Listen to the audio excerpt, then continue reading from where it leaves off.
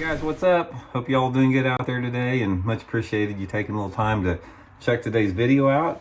And today we're going to wade back into the controversial topic of why I don't like or think that braid to fluorocarbon is a good idea. I've done this before, but I wanted to go over it once again, and I also wanted to add some new stuff in it, some new thoughts on it, simply because I've gotten so many suggestions from the subscribers over the past 3 or 4 months about braid to fluorocarbon. I mean, I get probably 2 to 3 suggestions a week as far as, Randy, what about braid to fluorocarbon, all that type of stuff. So I'm going to go over why I think it's not a good idea for you to get sucked into it, especially if you're just starting out as an angler, or even maybe if you have been using it.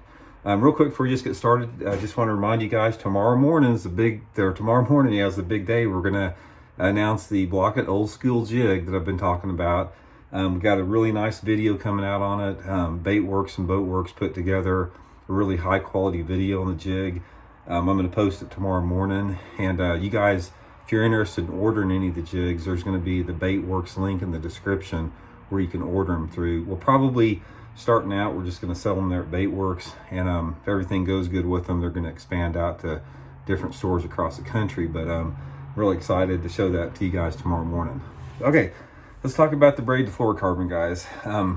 This is for whatever reason, when I make the statement that braid to fluorocarbon is not a good thing, you act like a lot of guys out there act like I'm insulting their mom, because they take it personally when I say that braid to fluorocarbon is not a good idea. I mean, there's some sensitive types out there, guys, that you can't believe the hate comments I've got when I basically go over all the points why I don't think it's a good idea.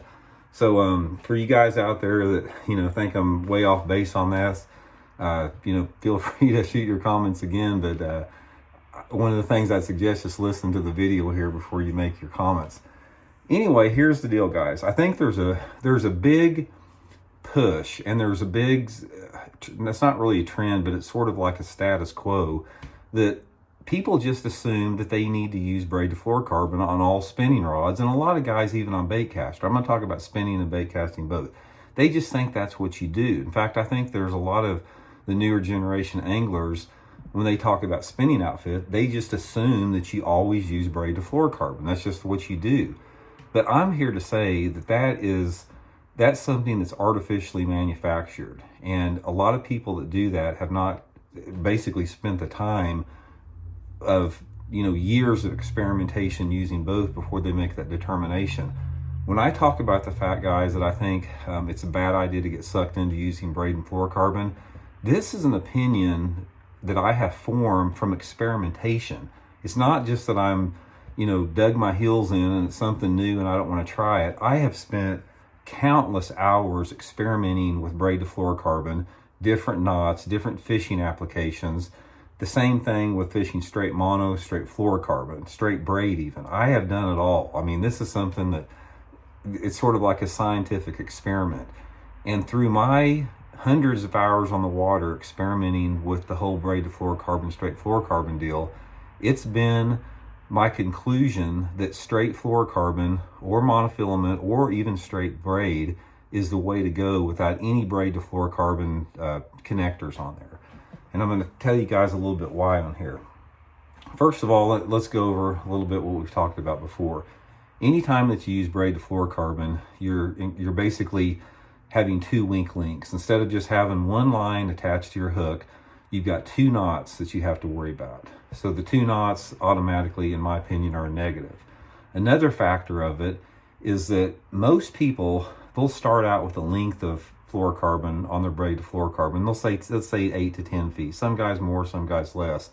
But what happens is throughout the course of fishing, and a lot of times this can happen over just a course of a couple of minutes, your fluorocarbon is going to get frayed, especially if you're doing something like fishing a shaky head on the bottom or something like that, and you've got to retie.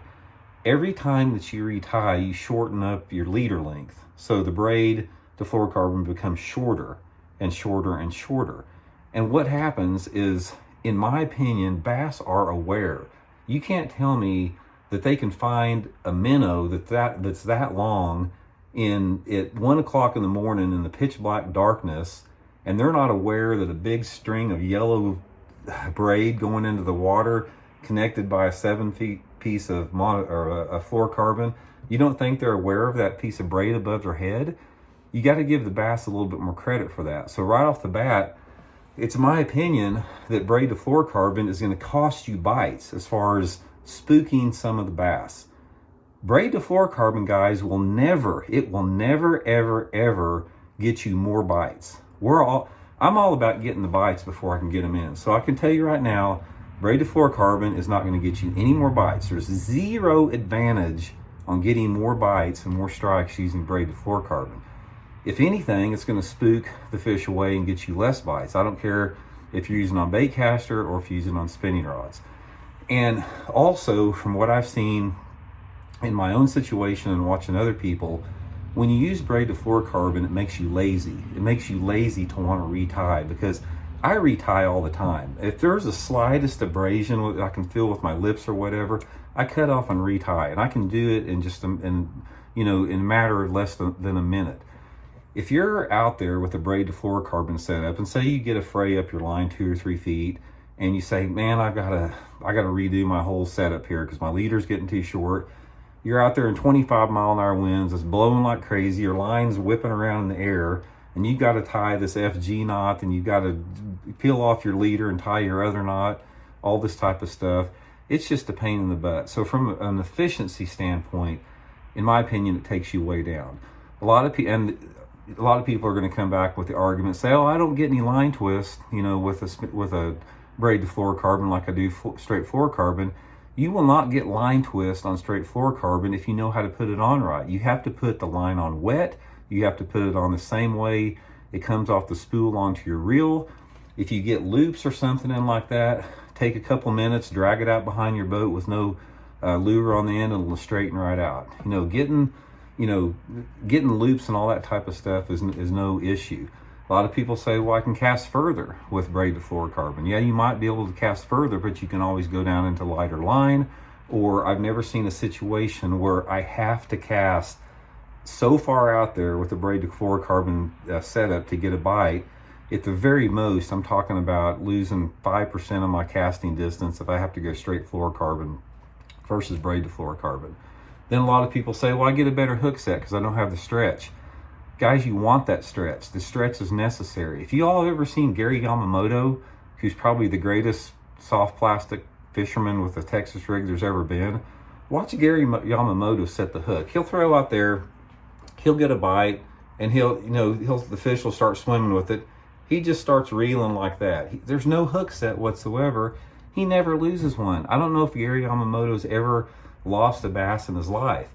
So all you dudes out there that are, got too much testosterone running through your system, and you have to reel down that fish and just crack them as hard as you can, with Braid To Fluorocarbon, you don't need to do that. So the fact, when you're talking about power, is, in my opinion, it's an invalid argument, because I think a lot of times a hard hook set is going to cost you way more fish than a lighter hook set. Abrasion resistant, there's no question there. You can always go up heavier. If you're fishing heavier cover, you can always go up to heavier fluorocarbon. If you're flipping match, you can always go to straight braid. If you have to use the extreme power of flipping a 1-ounce sinker or something in straight braid, you can always do that. I don't like the way it fishes. I don't like hearing that knot going through my guides. Even with the smallest FG knot, you're going to hear that. But mainly, it's for the reasons I mentioned there. The point of the video here is, I think a lot of people, they get sucked into the fact that they think they've got to do this. It's like, this is what the pros do. This is what I have to do. They'll say something like, well, I see such and such doing Braid To Fluorocarbon on the Elite Series.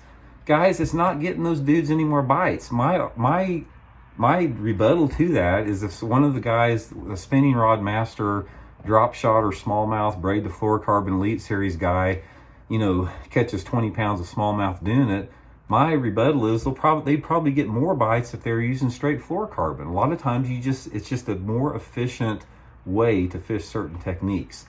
So in my opinion, whether you're talking about braid to fluorocarbon on a bait caster or braid to fluorocarbon on a spinner rod, in my opinion, it's the most overhyped, just over promoted technique in bass fishing. You do not need it. I mean, don't think that you have got to do it, because you don't. I'm telling you right now, you're not gonna, improve your performance, anymore by using braid to fluorocarbon. Yeah, you may, there may be a handful of the advantages you talk about. If you don't know how to spool fluorocarbon line on, yeah, you're not going to have the twists with the braid like that. Yeah, you might be able to cast it a little bit further if you don't have the right type of rod or something like that. But overall, it's the most overrated bass fishing setup that there is. And like I said, my argument to all you guys saying, well, Randy, such and such uses it on the Elite Series and he won $100,000. Well, my rebuttal is like he'd have won $150,000 if he was using straight fluorocarbon, guys. So anyway, that's my opinion on the thing. I've gotten a lot of questions on it here lately. That's my answer again. Some of you guys have probably already heard this. For the guys out there that haven't, that's my opinion on it. Don't feel like you're pressured into learning how to tie an FG knot and using the braid to fluorocarbon, because you don't. You can tie straight fluorocarbon on, straight mono, straight braid, catch a ton of fish, and not have to worry about all the negatives that I talked about. So anyway, guys, thanks for tuning in. Much appreciated. Please check the video out tomorrow morning, and we'll see y'all later.